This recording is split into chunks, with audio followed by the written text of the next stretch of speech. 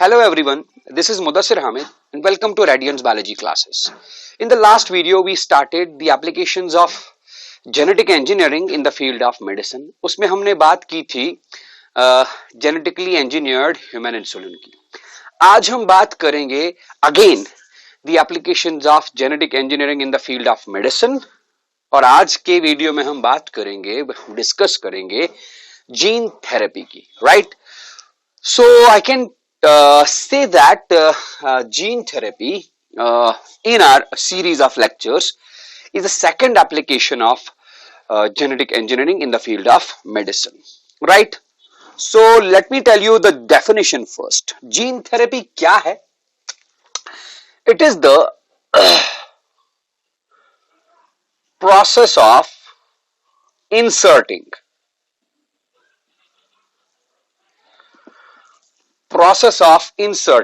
a gene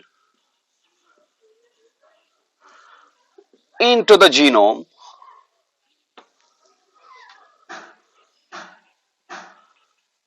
of a cell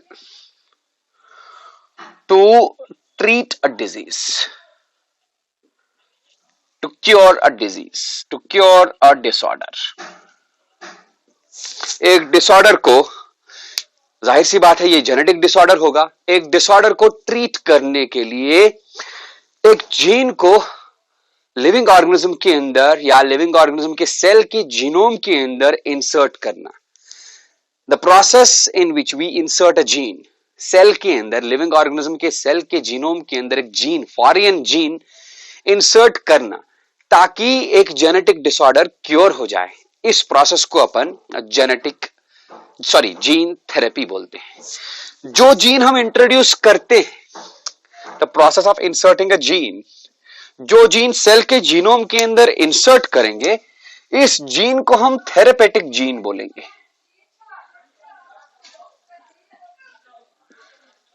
therapeutic gene, right? Gene therapy दो approaches से की जा सकती है. It can be either gene augmentation therapy, gene augmentation therapy,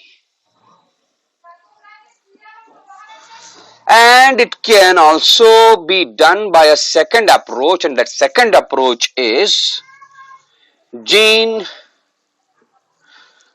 inhibition therapy, right? एक therapeutic gene को cell के जीनोम के अंदर इंट्रोड्यूस करना ताकि एक पर्टिकुलर जेनेटिक डिसऑर्डर ट्रीट हो जाए. इस प्रोसेस को हम जीन थेरेपी बोलेंगे. और जो जीन हमने इंट्रोड्यूस किया, that gene is known as therapeutic gene. Gene therapy दो अप्रोचेस से किया जा सकता है, either by means of gene augmentation therapy और by means of gene inhibition therapy. हम दोनों को एक एक करके बारी बारी डिस्कस करेंगे. Let us go first with the gene augmentation therapy, right? Gene augmentation therapy में हम एक डिफेक्टिव जीन, जिस डिफेक्टिव जीन की वजह से उस जीन का प्रोडक्ट सेल के अंदर एब्सेंट होगा, उसी डिफेक्टिव जीन को हम सब्स्टिट्यूट करेंगे by a therapeutic gene. Let me show you. The first one is gene augmentation therapy. Gene augmentation therapy. हाँ जी, मान लीजिए सेल के अंदर ये रहा जीनोम और इस जीनोम के अंदर एक डिफेक्टिव जीन है.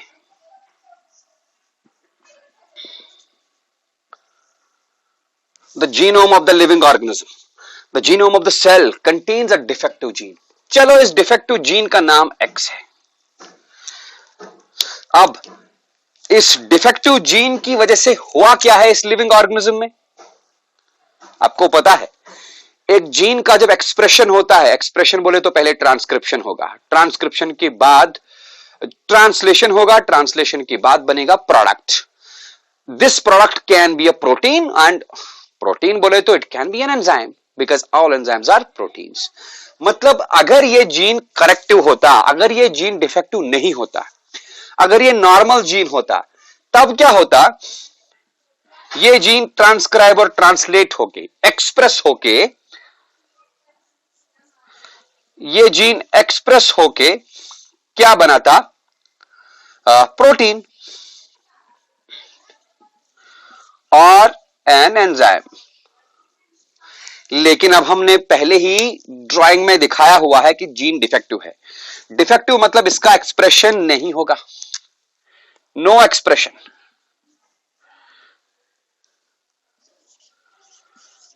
अगर जीन का एक्सप्रेशन हुआ नहीं तो no product, no protein will be present in the cell. Protein है नहीं, इस प्रोटीन की एब्सेंस से, इस एंजाइम की एब्सेंस से डिफेक्ट आ गया, डिफेक्ट और disease in the living organism.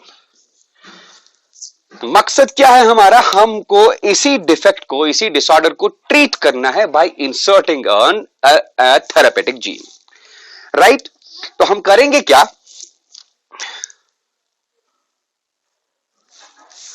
हम इस लिविंग ऑर्गेनिज्म के अंदर बिल्कुल ऐसा ही एक जीन इंट्रोड्यूस करेंगे, सेम जीन। मतलब हम यही वाले जीन की कॉपी कहीं से लाएंगे, किसी दूसरे लिविंग ऑर्गेनिज्म से लेंगे। If this living organism is a bacterium, हम बैक्टीरियम सेम स्पीशीज का बैक्टीरियम लेंगे, उससे ये जीन निकाल के इंट्रोड्यूस करेंगे। If this living organism is a plant, हम उसी सेम प्लांट के सेम स्पीशीज से जीन निकाल के इंट्रोड्यूस कर सकते हैं। अगर ये जीन एक्स है तो मैं इस थेरेपेटिक जीन का नाम एक्स डैश रखूंगा। सेम इसका फंक्शन जो है, इसका फंक्शन भी वही है। जो प्रोटीन इसकी मदद से बनेगा वो प्रोटीन इसकी मदद से भी बनेगा। इस जीन को अपन थेरेपेटिक जीन बोलेंगे।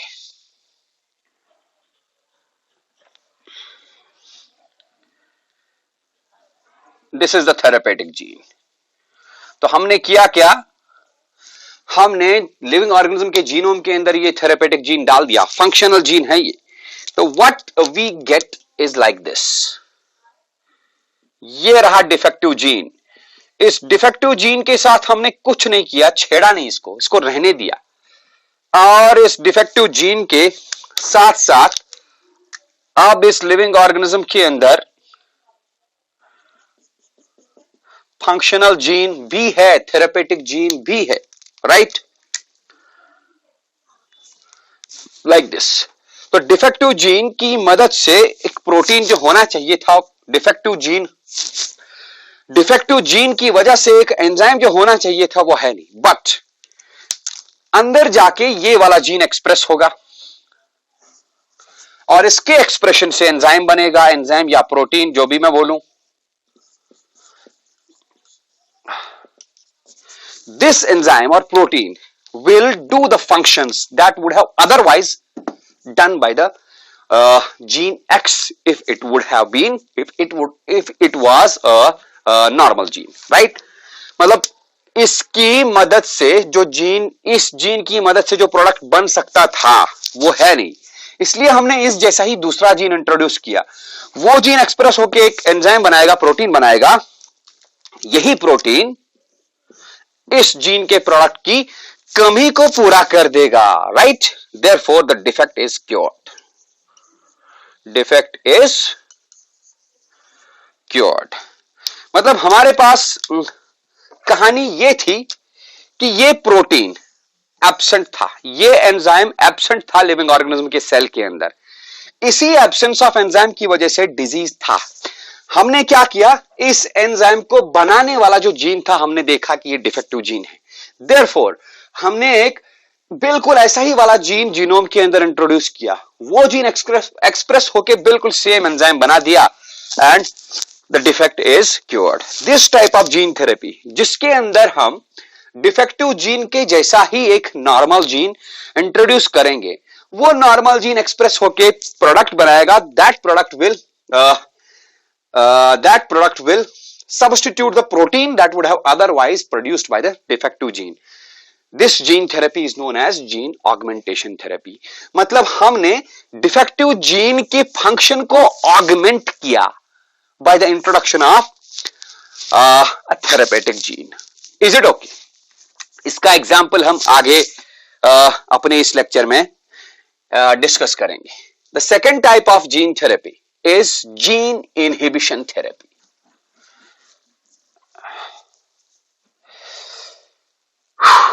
जीन इनहिबिशन थेरेपी, ये देखिए, gene inhibition therapy, right. Same मैं ऐसी ड्राइंग बनाऊंगा। ये रहा लिविंग ऑर्गेनिज्म का जीनोम। जीनोम के अंदर एक जीन है, जीन का नाम है x. It is a defective gene. यहां थोड़ा सा केस डिफरेंट है। पहले केस में जीन ऑगमेंटेशन थेरेपी में जीन के डिफेक्टिव होने की वजह से प्रोटीन का डेफिशिएंसी होता था, लेकिन यहां ऐसा नहीं है। यहां ये जीन डिफेक्टिव हो गया, म्यूटेशन आ गया इसमें। इसके डिफेक्टिव होने की वजह से इसका एक्सप्रेशन होगा, और एक्सप्रेशन होने के बाद ये एक प्रोटीन बना देगा, protein enzyme. This protein creates the disorder. This protein creates the defects. उसका उल्टा है। डिफेक्टिव जीन मतलब अगर ये जीन नॉर्मल होगा, नॉर्मल अगर ये जीन एक्स हो, अगर नॉर्मल जीन होगा तब ये रिसेसिव रहेगा, और रिसेसिव कंडीशन में ये प्रोटीन नहीं बनाएगा। बट अगर ये डिफेक्टिव हो गया, डिफेक्टिव होने से ये डोमिनेंट हो जाएगा, and in case of dominance it will produce the enzyme, और ये एंजाइम भैया लिविंग ऑर्गेनिज्म के अंदर जेनेटिक डिजीज क्रिएट कराएगा। इस बार हमको क्या करना है? हमको इस डिफेक्टिव जीन को चुप कराना है, साइलेंस कराना है। तो what we will do, again हम एक थेरेपेटिक जीन लाएंगे, but this time we will introduce the therapeutic gene in the form of a cDNA.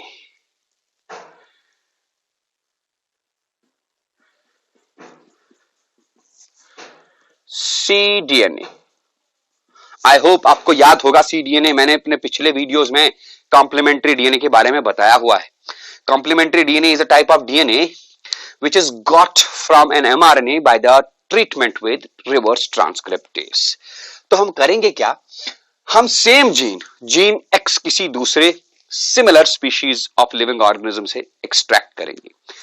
उस जीन के ऊपर हम इनविट्रो कंडीशन में ट्रांसक्रिप्शन करा देंगे। ट्रांसक्रिप्शन से बनेगा एचएनआरएनए। हमने पिछले वीडियो में आपको समझाया है। एचएनआरएनए से हम उसका पोस्ट ट्रांसक्रिप्शनल मॉडिफिकेशन करा के एमआरएनए बनाएंगे। देन इनविट्रो कंडीशन में ही हम एमआरएनए के ऊपर डालेंगे reverse transcriptase enzyme, and we will get a cDNA।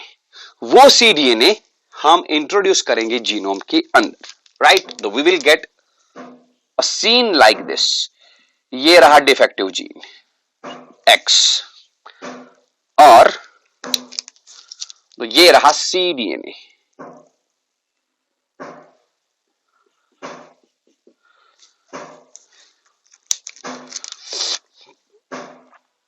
तो हमने थेरेपेटिक जीन डाला but in the form of cDNA। अब देखिए कॉम्प्लीमेंट्री डीएनए क्या करेगा, it will produce after transcription, normal transcription, it will produce an mRNA. ये mRNA इस gene के टेम्पलेट स्ट्रैंड के कॉम्प्लीमेंट्री होगा। क्यों कॉम्प्लीमेंट्री होगा? You might have watched my previous video जिसमें हमने एंटीसेंस आरएनए टेक्नोलॉजी के बारे में थोड़ा सा बताया था। ये cDNA हमने लिया कहां से? सेम एक्स जीन से। तो एक्स जीन के दो स्ट्रैंड थे, template strand, non template strand. Template strand के ऊपर एमआरएनए बना, वो एमआरएनए टेम्पलेट स्ट्रैंड के कॉम्प्लीमेंट्री था, right.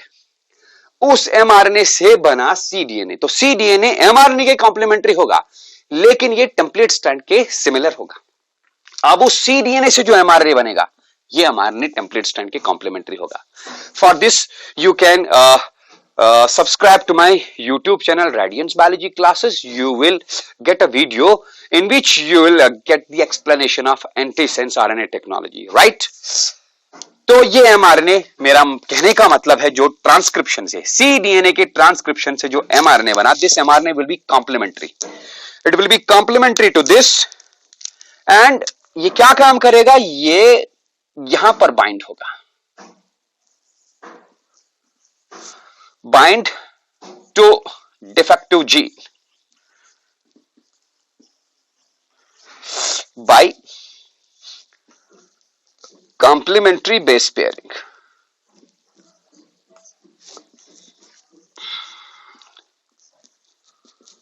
Right.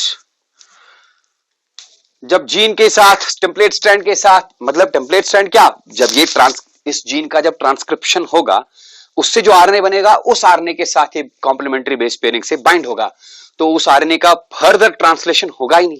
Therefore what will be the result? No enzyme will be produced. Right. जिस एंजाइम से, जिस प्रोटीन से डिफेक्ट हो रहा था, वो एंजाइम बना ही नहीं, and the defect is corrected. Right.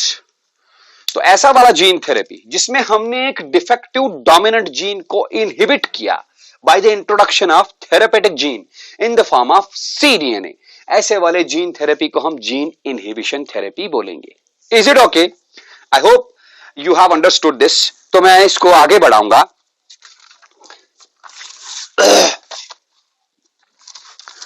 इसके बाद हम बात करेंगे कि gene therapy it can be done in reproductive cells as well as somatic cells. So on the basis of the cell in which gene therapy is done, उस basis पे gene therapy के दो टाइप्स होते हैं. एक को हम बोलते हैं रिप्रोडक्टिव सेल जीन थेरेपी और दूसरे को बोलते हैं what? Somatic cell gene therapy. So it can be reproductive cell gene therapy. Reproductive cell gene therapy. And it can be somatic cell gene therapy. Right? If the gene therapy is done in somatic cells, it is known as somatic cell gene therapy, and if the gene therapy is done in reproductive cells, it is known as reproductive cell gene therapy.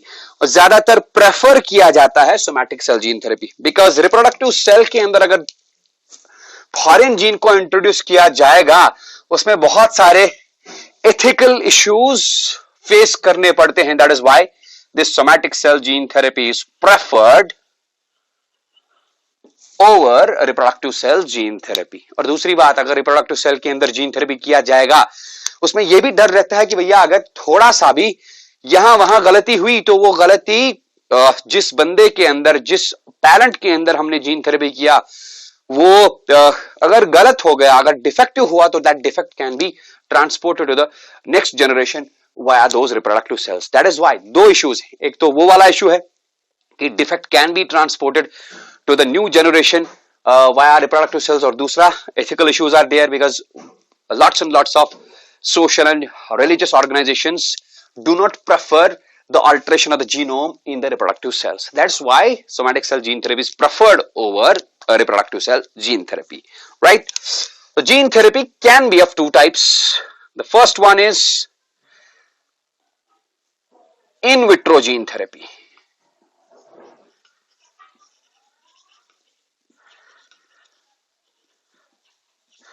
In vitro gene therapy is also known as ex vivo gene therapy. Ex vivo gene therapy. In vitro मतलब living cell के बाहर, body के बाहर gene को correct करना, body के बाहर genome को करेक्ट करना टेस्ट ट्यूब के अंदर. And second one is in vivo gene therapy.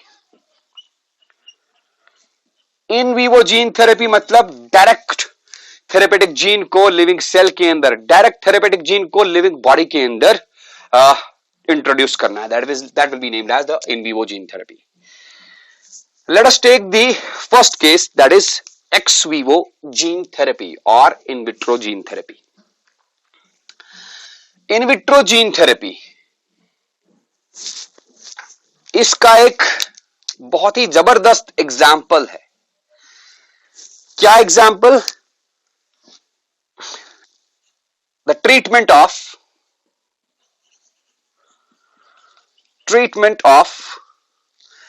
SCID, a type of SCID. What is SCID? SCID is severe combined immunodeficiency. Severe combined immunodeficiency. सबसे पहला अटेम्प्ट जीन थेरेपी का humans के अंदर किया गया to treat a disease which is known as severe combined immunodeficiency of first attempt of treating a genetic disorder by means of gene therapy in case of humans, right? तो पहले हम discuss करेंगे ये एससीआईडी है क्या. एससीआईडी एक जैसा कि मैंने लिखा सीवियर कंबाइंड इम्यूनोडेफिशिएंसी है. होता कैसे है ये? आपको पता होगा lymphocytes, right? B lymphocytes and T lymphocytes. Lymphocytes के अंदर डेफिशिएंसी हो जाती है एक एंजाइम की, deficiency of an enzyme. The name of that enzyme is adenosine डीअमाइनेज.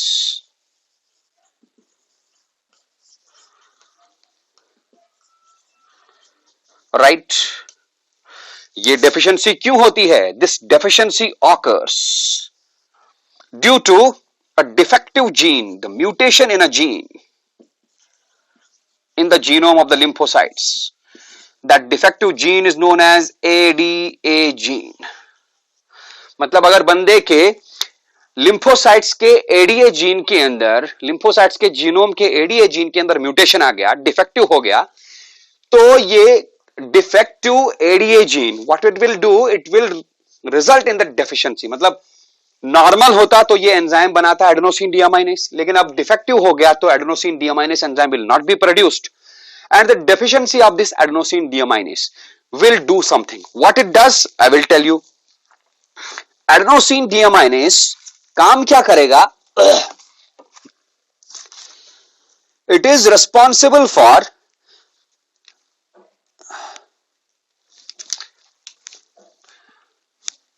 adenosine metabolism, nucleotide metabolism. This enzyme is responsible for nucleotide metabolism in the cells, in the lymphocytes. Nucleotide metabolism inside lymphocytes. Lymphocytes के अंदर nucleotide metabolism को बहुत सारी reactions nucleotide metabolism की करता है. कुल मिला के बात यह है कि अगर ये एंजाइम एडेनोसिन डीअमाइनेज डेफिशिएंट हो गया, डेफिशिएंसी होगी, तो व्हाट विल रिजल्ट? लिम्फोसाइट्स के अंदर डीऑक्सी एडेनोसिन और उसके मेटाबोलाइट्स एक्यूमुलेट हो जाएंगे. It's deficiency will result in accumulation of deoxy adenosine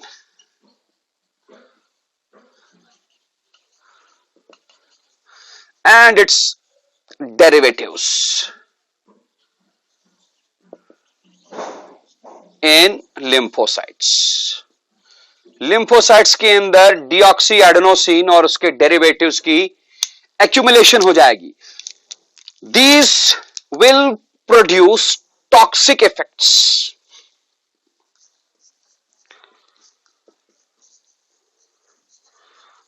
Right? On lymphocytes, particularly T lymphocytes. B lymphocytes पे भी कर सकते हैं टॉक्सिक इफेक्ट्स, लेकिन ज्यादातर ये टॉक्सिक इफेक्ट करेंगे T lymphocytes के ऊपर. मतलब इनके एक्यूमुलेशन से T lymphocytes किल हो जाएंगी, डेड हो जाएंगी। अब decrease in the T lymphocyte count, आपको पता है मैंने आपको इम्यून सिस्टम में बताया हुआ है, सेल मीडिएटेड इम्यून सिस्टम में कि टी लिम्फोसाइट्स दो तरह के होते हैं, killer T lymphocytes and helper T lymphocytes. Helper T lymphocytes कितने इंपॉर्टेंट होते हैं, right? With the help of helper T lymphocytes killer T lymphocytes अपना काम कर पाती है। अगर हेल्पर टी लिम्फोसाइट ना हो तो बी लिम्फोसाइट्स अपना काम नहीं कर पाती है, एंटीबॉडीज भी नहीं बनेंगी, तो टोटल इम्यून सिस्टम डिफंक्ट हो जाएगा, राइट? तो यहां पर भी सीन वही है, अगर ये चीजें एक्यूमुलेट हो गई लिम्फोसाइट्स के अंदर, टी लिम्फोसाइट्स के अंदर, तो टी लिम्फोसाइट्स मर जाएंगी, टी लिम्फोसाइट्स का नंबर डिक्रीज हो जाएगा, with the result cell mediated immunity भी वीक हो जाएगी और एंटीबॉडी मीडिएटेड इम्यूनिटी भी वीक हो जाएगी। The total weakening of the immune system is known as severe combined immuno deficiency. जिस इंसान को ये होता है उसकी लाइफ स्पैन, उसका मोर्टेलिटी रेट बहुत ही ज्यादा होता है, लाइफ स्पैन ज्यादा नहीं होता, इजिली मर जाता है। थोड़ा सा भी इंफेक्शन हो गया, the infection can not be treated, the infection can not be recovered and the person will die of a mild infection, right? तो कुल मिला के बात यह है कि सीवियर कंबाइंड इम्यूनोडेफिशिएंसी एक ऐसा डिजीज है, एक ऐसा जेनेटिक डिसऑर्डर है जो लिम्फोसाइट्स में एडेनोसिन डियामाइनेज की डेफिशिएंसी से, एडेनोसिन डियामाइनेज एक एंजाइम है, इसकी डेफिशिएंसी से होता है। और एडेनोसिन डियामाइनेज की डेफिशिएंसी तब होती है जब लिम्फोसाइट्स के जीनोम में एडीए जीन का म्यूटेशन होता है, डिफेक्टिव हो जाता है, राइट? एडीए जीन अगर डिफेक्टिव हो गया तो एडेनोसिन डियामाइनेज की डेफिशिएंसी हो जाएगी। इसकी डेफिशिएंसी की वजह से क्या होगा? एक्यूमुलेशन, लिम्फोसाइट के अंदर जमा हो जाएंगे डीऑक्सी एडेनोसिन और उसके बाकी सारे डेरिवेटिव्स, और ये चीजें लिम्फोसाइट्स के ऊपर टॉक्सिक इफेक्ट प्रोड्यूस करेंगी और लिम्फोसाइट्स मर जाएंगी, particularly T lymphocytes. With the result the disease will emerge, the disease will develop. अब हमने करना क्या है? हमने इसी डिसऑर्डर को, एससीआईडी को ट्रीट करना है with the help of SCID को ट्रीट करना है with the help of gene therapy, right? तो कौन सी जीन थेरेपी से ये डिजीज ट्रीट होगा? Ex vivo gene therapy, also known as in vitro gene therapy. आपको याद होगा अभी थोड़ी देर पहले मैंने आपको बताया था जीन थेरेपी के दो अप्रोचेस हो सकते हैं। The first approach was gene augmentation therapy and the second approach was gene inhibition therapy. यहां पर आप अभी मुझे मैं आपको बताऊंगा, आप गेस करेंगे कि कौन सा अप्रोच हम यूज करेंगे, right? So let me show you the case of in vitro और in vivo gene therapy, sorry, in vitro or ex vivo gene therapy to treat SCID or the deficiency of adenosine deaminase। तो किया क्या जाता है? सबसे पहले तो ये रहा patient, the patient who is suffering from SCID, severe combined immunodeficiency। इस SCID पेशेंट से आइसोलेट की जाती हैं lymphocytes, particularly T lymphocytes, right? Lymphocytes are isolated in a test tube. Then these lymphocytes, the lymphocytes are transfected with, they are transfected, yeah, I will write here, in lymphocytes के अंदर introduce किया जाता है therapeutic gene, introduction of therapeutic gene. कौन सा gene होगा ये? ADA, क्योंकि इन लिम्फोसाइट्स के अंदर भैया एडीए जीन का म्यूटेशन हुआ है, एडीए जीन डिफेक्टिव है, तो जाहिर सी बात है लिम्फोसाइट के अंदर एडीए जीन डाला जाएगा, but ADA gene will be introduced in the lymphocytes by the method of transfection. And what is this transfection? आपको मैं याद दिला दूं, ट्रांसफेक्शन में हम वायरसेस को यूज करते हैं। The carriers for the introduction of the gene into the host cells are the viruses. कौन से वायरसेस? Phages। हाँ, किसी भी वायरस को हम यूज कर सकते हैं। Is it okay? तो वायरस काम क्या करेगा? एडीए जीन, थेरेपेटिक जीन को लिम्फोसाइट के अंदर इंट्रोड्यूस कर देगा। What will happen then? We will get corrected lymphocytes, corrected lymphocytes बोले तो जिन लिम्फोसाइट्स के अंदर एडीए जीन हमने इंट्रोड्यूस कर दिया है, राइट। इन करेक्टेड लिम्फोसाइट्स को कल्चर किया जाता है, culturing of corrected lymphocytes. Culturing क्यों किया जाएगा? कल्चरिंग ये एंश्योर करने के लिए किया जाता है कि whether the lymphocytes have taken the gene, whether अगर लिम्फोसाइट्स के अंदर जीन आ गया तो ये लिम्फोसाइट्स क्या एडीए एंजाइम को बना पाएंगी। इसलिए पहले इन लिम्फोसाइट्स को कल्चरिंग किया जाएगा, then these lymphocytes are introduced back into the patient. अब देखिए, पेशेंट के अंदर जो लिम्फोसाइट्स थी, उन लिम्फोसाइट्स के अंदर एडीए जीन डिफेक्टिव था। एडीए जीन डिफेक्टिव होने की वजह से लिम्फोसाइट्स के अंदर एडीए एडेनोसिन डियामाइनेज एंजाइम की डेफिशिएंसी थी, देयरफॉर एससीआईडी वाज रिजल्टिंग। अब किया क्या हमने? लिम्फोसाइट्स को आइसोलेट किया, लिम्फोसाइट्स को बाहर निकाला टेस्ट ट्यूब के अंदर। टेस्ट ट्यूब के अंदर मतलब इन विट्रो, राइट, या एक्स वीवो। उन लिम्फोसाइट्स के अंदर therapeutic gene ADA gene introduce किया, तो एडीए जीन लिम्फोसाइट्स के अंदर एक्सप्रेस होगा, मतलब लिम्फोसाइट्स के अंदर आएगा एडेनोसिन डियामाइनेज एंजाइम।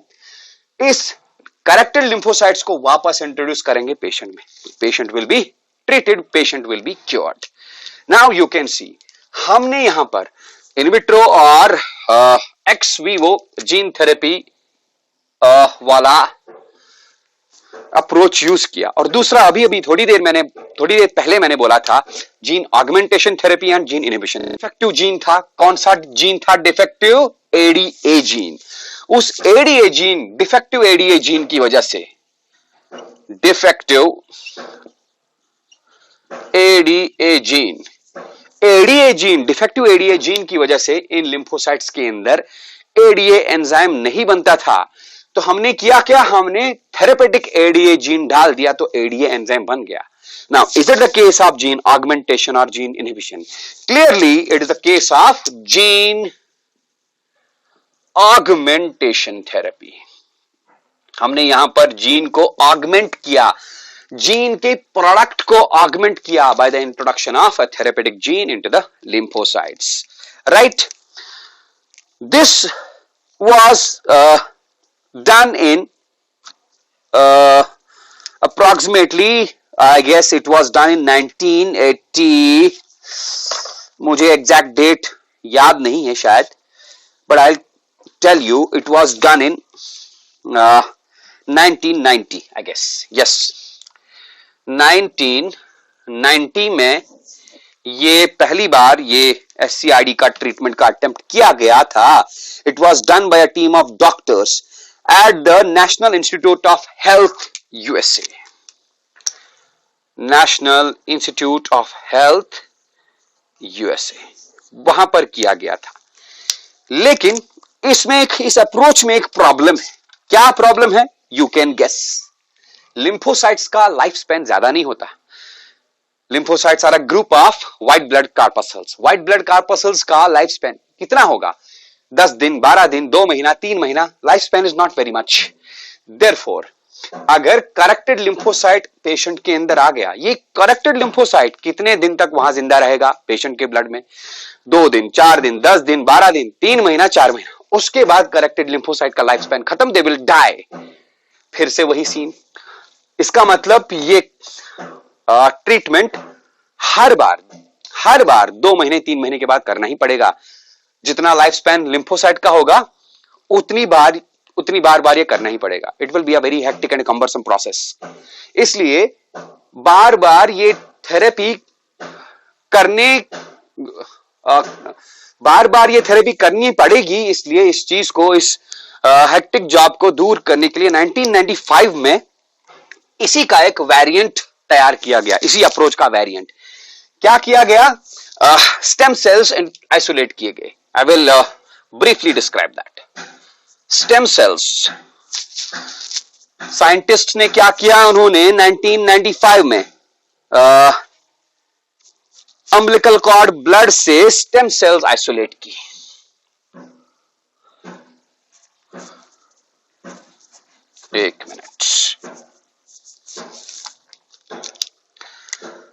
stem cells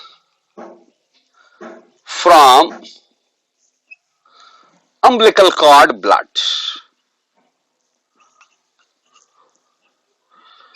जो मदर के वाम्ब में फीटस होता है, वो फीटस मदर के प्लेसेंटा के साथ अटैच रहता है with the help of a cord. The cord is known as umbilical cord. Umbilical cord blood से कुछ सेल्स इन्होंने आइसोलेट की which are known as stem cells, right. उसके बाद इन स्टेम सेल्स के अंदर डाला गया therapeutic ADA gene, right, again by the method of transfection by the use of viruses. Then corrected stem cells. Culturing के बाद इनको वापस पेशेंट में इंट्रोड्यूस किया गया आफ्टर 4 days. राइट, आपको पता होगा शायद स्टेम सेल्स की एक प्रॉपर्टी होती है, they are dividing cells. Corrected stem cell patient के अंदर गया, they will keep on dividing and produce the huge population of lymphocytes which are having the corrected ADA gene, which are having the functional ADA gene that is producing the enzyme adenosine deaminase. Therefore this variant is preferred over the first one, जिसके अंदर lymphocytes को isolate करके उनको correct किया जाता था, बाद में पेशेंट के अंदर डाला जाता था. ये इसके अंदर हम lymphocytes की जगह आइसोलेट करते हैं फीटस के अम्बिलिकल कॉर्ड ब्लड से स्टेम सेल्स को. स्टेम सेल्स के अंदर थेरापेटिक एडीए जीन डालते हैं. करेक्टेड स्टेम सेल्स को वापस 2-4 दिन के अंदर पेशेंट के अंदर डाला जाता है. The defect is corrected, right. So it was a detailed case of detailed study of detailed explanation of gene therapy. इसके बाद हमारा मेडिसिनल फील्ड में एक और एप्लीकेशन है जेनेटिक इंजीनियरिंग का, and that application is production of monoclonal antibodies. Monoclonal antibodies थोड़ा सा हम इसके बारे में भी बताएंगे.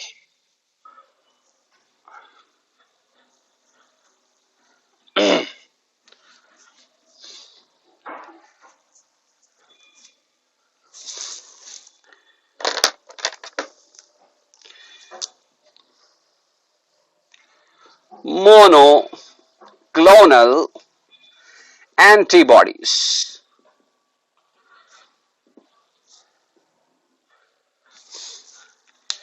मोनोक्लोनल एंटीबॉडीज, आपको पता होगा अगर एक बंदे के बॉडी के अंदर पैथोजन आता है पहली बार, तो पैथोजन को हमारे इम्यून सिस्टम के सेल्स थोड़ा सा पहचानते हैं. पहचानने के बाद प्रोड्यूस करते हैं antibodies against that pathogen. I have explained this in my series of videos related to immunity and immune system. You can go to my YouTube channel Radiance Biology Classes, subscribe to it and you will get those videos. Okay? तो antibodies बनती हैं from B lymphocytes, from plasma cells in response to particular pathogens, in response to particular antigens, right? तो monoclonal antibodies क्या है आपको हम बता देंगे थोड़ी देर में. मोनोक्लोनल एंटीबॉडीज कैसे हम प्रोड्यूस करते हैं? हम लेते हैं myeloma cells. Myeloma cells, what are myeloma cells? Myeloma cells are cancerous cells. Cancer cells की प्रॉपर्टी होती है what? They have got the property to divide very quickly.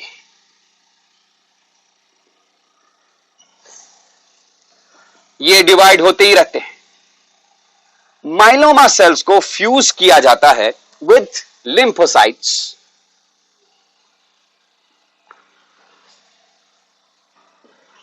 Right, lymphocyte, लेकिन the lymphocyte is triggered with a particular antigen. मतलब इन lymphocytes का exposure किया जाता है पहले एक पर्टिकुलर एंटीजन. फॉर एग्जांपल जुकाम का पैथोजन, खांसी का पैथोजन, टाइफाइड का पैथोजन, किसी भी पैथोजन से इनको पहले स्टिमुलेट किया जाता है. what will happen, the two cells will be fused and they produce a hybrid cell. उस hybrid cell को हम hybridoma बोलते हैं, राइट इस हाइब्रिडोमा के पास दो प्रॉपर्टीज हैं. पहला property of cancer cell, property to divide, और दूसरा प्रॉपर्टी भी है इसके पास, क्या, it will produce antibodies against a particular pathogen, जिससे इसको ट्रिगर किया था. Production of antibodies against a particular antigen, right? इस हाइब्रिडोमा का क्या किया जाएगा? It will be allowed to divide and it will produce a clone of cells. Clone मैंने क्यों कहा? Because this division will be the mitotic division. Mitotic division से जितने भी daughter cells बनेंगे, all will be the exact replicas of the parent cell. Here the parent cell is the hybridoma cell. जो cells बनेंगे वो एक दूसरे के जैसे होंगे, lookalikes, और they will be the lookalikes of the hybridoma. इसलिए मैंने कहा clone of cells. इस clone of cells में जितने भी cells होंगे, उन cells में power of division होगा और वो produce करते होंगे antibodies against that very antigen. क्योंकि एक clone of cells एक ही तरह की एंटीबॉडीज प्रोड्यूस करेंगे. Those antibodies which are got from a single clone of cells, those antibodies are known as monoclonal antibodies. और मोनोक्लोनल एंटीबॉडीज हमेशा एक पर्टिकुलर एंटीजन के अगेंस्ट ही रिस्पॉन्स दिखाती हैं, right? So they were the applications of genetic engineering in the field of medicine. इसके साथ हमने इस दूसरे सेट ऑफ एप्लीकेशंस को कंक्लूड किया. Now we have to study about another application of genetic engineering, and that application of genetic engineering is used in the field of diagnostics. Diagnostics बोले तो किसी डिसीज को या किसी चीज को डायग्नोस करने के लिए हम यूज करते हैं. That DNA fingerprinting in our next video. अभी के लिए इतना काफी है. Okay, thank you.